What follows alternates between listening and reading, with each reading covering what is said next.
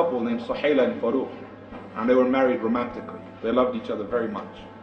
The call of jihad is made, Farouk has to take off and disappear. He leaves her a little bit of money, about 3,000 dirhams, and says to her, make do with this for 3 months, I'll be back in 3 months.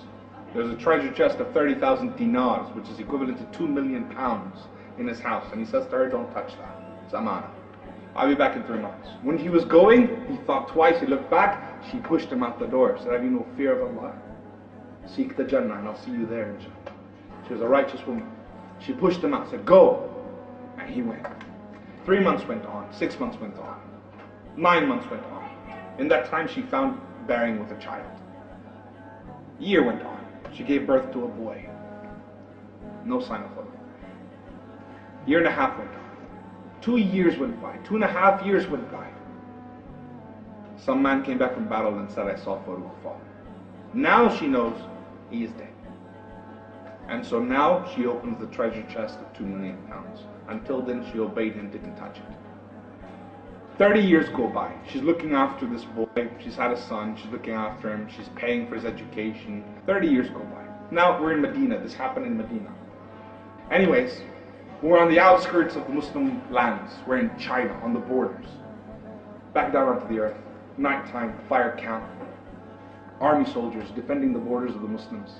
And amongst them is a man sitting on the bridge, protecting the soldiers while they sleep. And he's having a look out. He's looking up at the stars, the sky, he's feeling a bit romantic, and he's feeling a bit of love with Allah, and he's thinking, all of a sudden he remembers he has this wife he was married to. I wonder how she's doing. What happened? Did she marry on? Did she die? Did she move on? Is she there? Thought starts going mad. He marched on, and he was never killed in battle. 30 years this guy's still alive. It's Farouk, out on the outskirts of China. He's older and he's wiser and he's just not that young, passionate man anymore. He's thinking, my wife, my wife, my wife. That's it. He takes permission from his commander in the morning, hops on his horse from China. He's riding like the wind all the way back to Medina. The closer he gets, his heart is pumping, man. What if she's not alive anymore? What if she's married again? All these things are driving him insane. He gets to the city of Medina. He remembers the sunnah of the Prophet ﷺ. He's a righteous man. He doesn't just go home. He goes to the masjid to pray his 2 rak'ah. Because that's what you're supposed to do when you come back from a trip. He went to the Masjid Nabi, prayed 2 rak'ah, saw it was time for Asr, thought what's the point going home, I'll wait, pray Asr, and go home. While he's waiting, he notices the scholars of Medina. Keep in mind, this is the time of Abdul Aziz, subhanallah, the ulama, the knowledge, Allahu Akbar. And they're sitting in different patches, and people in white gathered around them. The scholars looking beautiful, mashallah. One of them shined out of all of them, Sheikh Abdul Rahman. He was one of the best knowledgeable people you can imagine. Sheikh Abdul Rahman is the most eloquent of speakers. He's amazed by him. Adhan, Asr, Salah is finished now, right, going home. He's rushing home. As soon as he gets to his house, when he gets to his house, he noticed another man going in. And he's thinking, what's happened? And he flips out. He's an Arab, got jealousy. He said, hey! And he goes to the man, he grabs him. This is my house, that's my house. They get into a fight. The city comes in, people gather around. They're like, hey, leave him alone, it's his house. And he's like, I am Farouk, this is my house. Inside the house is an old woman. And she's sitting there. And she hears the sounds. Could it be? No. She covers up, she runs out, and she sees him. She shouts, this is my husband Farouk, leave him alone. People began to weep. They realized it's happened.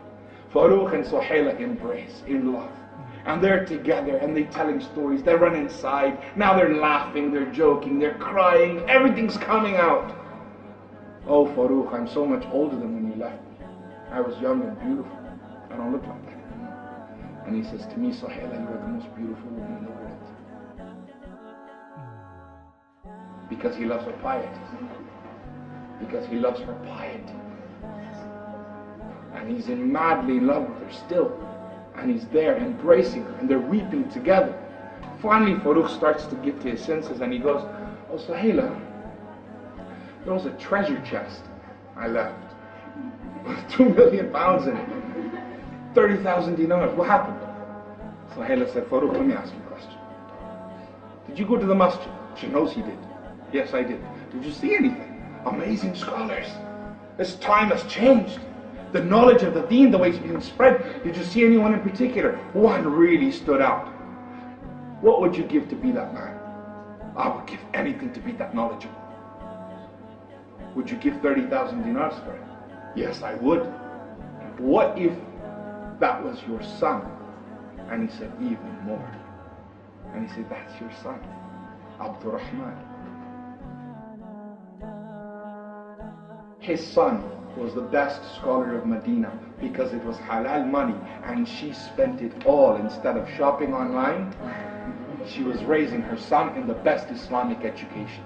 2 million pounds she spent in that time. That much money. She said, that's your son. Farooq goes mad. He comes out the house screaming, Sheikh Abdurrahman is my son. I am Farooq. And he's just dancing, he's excited. Abdurrahman comes. They call him. They say, what? Where is he? And the man says, I'm Sheikh Abdurrahman. And when he sees him, he realizes the man he was fighting with in the beginning.